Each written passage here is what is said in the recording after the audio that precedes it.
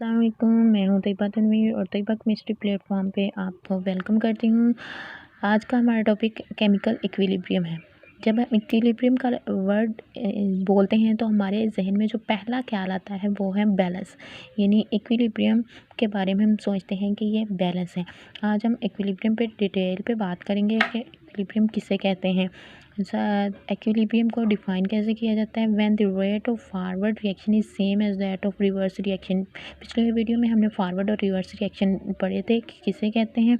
यहाँ पे उनके बारे में वर्ड यूज़ हो रहा है फॉरवर्ड का। तो फॉरवर्ड का मतलब है कि जो आगे की सिमत में जाने वाला रिएक्शन जिसमें रिएक्टेंट मिलकर प्रोडक्ट बनाते हैं, और रिवर्स रिएक्शन जिसमें प्रोडक्ट दोबारा से रिएक्टेंट बनाते हैं। जब ये फॉरवर्ड और रिवर्स यानी प्रोडक्ट बनने का रेट और रिएक्टेंट बनने का रेट बराबर हो जाए, the composition of reaction mixture remains constant. तो हमें ज़ाहिरी तौर पर नज़र आता है कि जैसे रिएक्शन का जो रिएक्शन मिक्सचर है उसमें कोई तब्दीली नहीं हो रही, कंपोजिशन उसकी सेम रहती है। It is called the state of chemical equilibrium. तो इस जो हालत है, ये जो स्टेट है, इसे हम केमिकल इक्विलिब्रियम कहेंगे। यानी जब ज़ाहिरी तौर पर हमें कोई तब्दीली नज़र नहीं आ रही होगी रिएक्शन मिक्सचर में, तो हम कहेंगे कि इक्विलिब्रियम की स्टेट है। केमिकल इक्विलिब्रियम के आगे मज़ीद दो टाइप्स हैं, static equilibrium and dynamic equilibrium. Static equilibrium जब in which reaction ceases to proceed, यानी हमें लगे कि रिएक्शन रुक गया है, वो हालत जिसमें हमें लगे कि रिएक्शन रुक गया है उसे हम स्टैटिक इक्विलिब्रियम कहेंगे। For example forcing acting on a building. जब हम देखते हैं कि सालों पुरानी बिल्डिंग भी कायम रहती है, कोई घर बना लेते हैं वो सालों तक कायम रहता है, यानी उस पर लगने वाली तमाम फोर्सेस जो हैं वो बैलेंस रहती हैं, तो वो बिल्डिंग कायम रहती है। इसका मतलब स्टैटिक इक्विलिब्रियम, वो स्टैटिक हालत में। दूसरा है dynamic equilibrium, in which reaction does not stop, only the rate of forward reaction and reverse reaction become equal and opposite direction।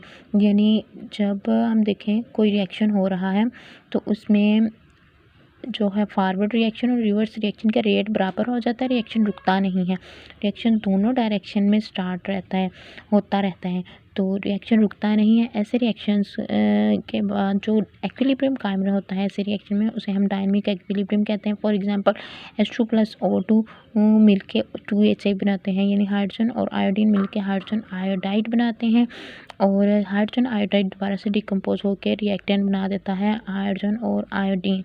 तो इस तरह के रिएक्शन में बैलेंस रहता है, यानी इक्विलिब्रियम रहता है डायन। तो इस तरह के जो रिवर्सिबल रिएक्शंस हैं उनमें बनने वाली इक्विलिब्रियम की स्टेट को हम डायनेमिक इक्विलिब्रियम कहेंगे। इक्विलिब्रियम की कंडीशन में मैंने दो वर्ड यूज़ किए हैं, फॉरवर्ड और रिवर्स रिएक्शन। अब इसमें हम फ़र्क देखेंगे फॉरवर्ड और रिवर्स रिएक्शन में डिफरेंस क्या है। फॉरवर्ड रिएक्शन ऐसे रिएक्शन को कहते हैं जिसमें रिएक्टेंट जो है वो प्रोडक्ट बनाने के लिए कंबाइन होते हैं, जबकि रिवर्स रिएक्शन ऐसे रिएक्शन को कहते हैं जिसमें जो प्रोडक्ट्स हैं वो दोबारा से रिएक्टेंट्स बनाने के लिए रिएक्ट करते हैं, ठीक है। उसके बाद दूसरा डिफरेंस है इनमें, it takes place from left to right. यानी जब हम फॉरवर्ड रिएक्शन लिखते हैं तो हम एरो हेड जो है वो लेफ़्ट से राइट की तरफ लिखते हैं, यानी एरो हेड को इस तरह से लिखा जाता है जैसे ये वाला एरो हेड है, ठीक है। तो जो रिवर्स रिएक्शन है इसमें हम एरो हेड जो है वो राइट टू लेफ़्ट लिखते हैं, ठीक है। It takes place from right to left. Initially rate is very fast, यानी फॉरवर्ड जो रिएक्शन है उसका रेट बहुत ज़्यादा तेज़ होता है, क्योंकि हमारे पास रिएक्टेंट होते हैं और रिएक्टेंट काफ़ी क्वांटिटी में होते हैं और वो रिएक्ट करना शुरू करते हैं, तो शुरू में रेट बहुत इसकी स्पीड तेज़ होती है, जबकि आहिस्ता आहिस्ता कम होना शुरू कर देती है। इट स्लो डाउन ग्रेजुअली, तो ये आहिस्ता आहिस्ता कम होना शुरू कर देती है। इनिशियली रेट इज़ नेग्लिजिबल, यानी रिवर्स रिएक्शन का रेट जो है वो ना होने के बराबर होता है शुरू में, क्योंकि शुरू में प्रोडक्ट नहीं अभी बनी होती। जैसे जैसे प्रोडक्ट बनती है फिर वो दोबारा रिएक्टेंट में कन्वर्ट होना शुरू हो जाती है, तो इसका रेट जो है वो फिर आहिस्ता आहिस्ता बढ़ना शुरू हो जाता है।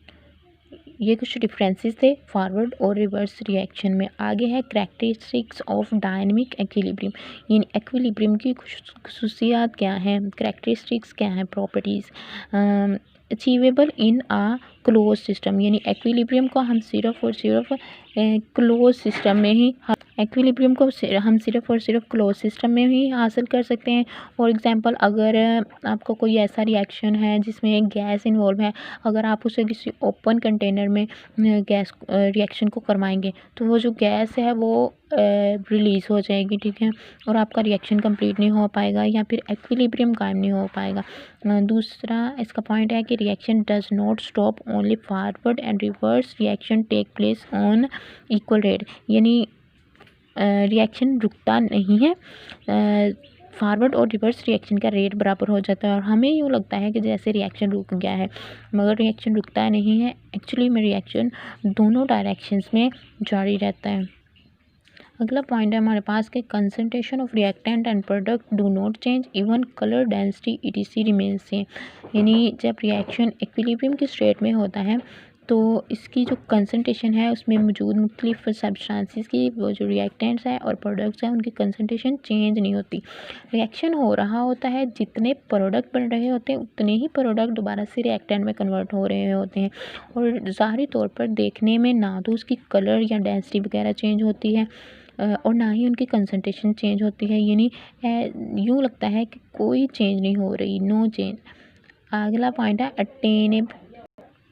पॉइंट है हमारे पास अटेनेबल फ्रॉम आइदर साइड, यानी एक्विलिब्रियम की जो स्टेट है उसे हम दोनों साइड से हासिल कर सकते हैं, यानी अगर रिएक्टेंट की साइड से भी हासिल कर सकते हैं, प्रोडक्ट की साइड से भी हासिल कर सकते हैं।